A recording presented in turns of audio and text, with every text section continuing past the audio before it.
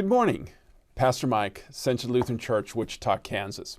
It's February 8th, 2022. Some foods need an electric fence around them. Keep them from running wild, getting into my psyche unnecessarily. Keep me from climbing over the fence where they're grazing. A select few ice creams warrant being penned up. Private selection Maine blueberry, or coffee ice cream with chocolate fudge. Anything with caramel chocolate nut combos. Lock the penned. The wildest beast? Any offspring of salty and cheese, especially nachos, especially pulled pork nachos. I microwaved a batch of chips, pulled pork, cheese, and salsa for lunch. Wife was gone, no one to know, just me and Mr. Guilt. Guilt's a funny thing. It's hardwired in us from birth, meant to play an electric fence role in keeping you from living where you don't belong. Some guilt fences flow straight from God, designed and installed by Him. Those zap us righteously. He built clear fences around sexuality, how He designed family and marriage to work, how to treat others, how we care for our bodies, how we hold all of life sacred and value it at all stages, beginning to end. Other guilt fences man installed. No alcohol, no dancing, no life insurance. Yeah, that used to be a sin. Just ask your grandparents or your great-grandparents. Such guilt flows from parents or friends, some legit, some not, designed for a reason and a season. It's difficult to turn off the man-made variety.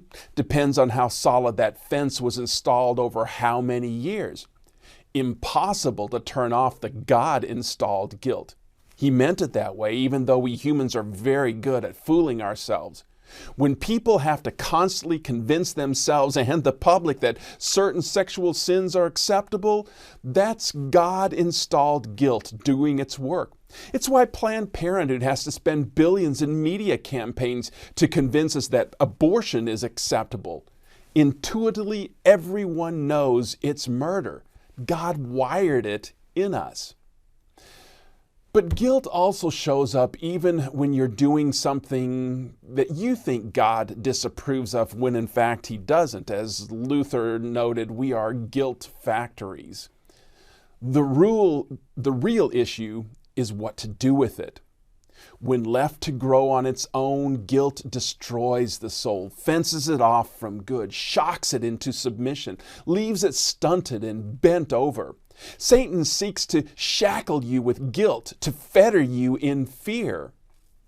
Jesus came for all guilt.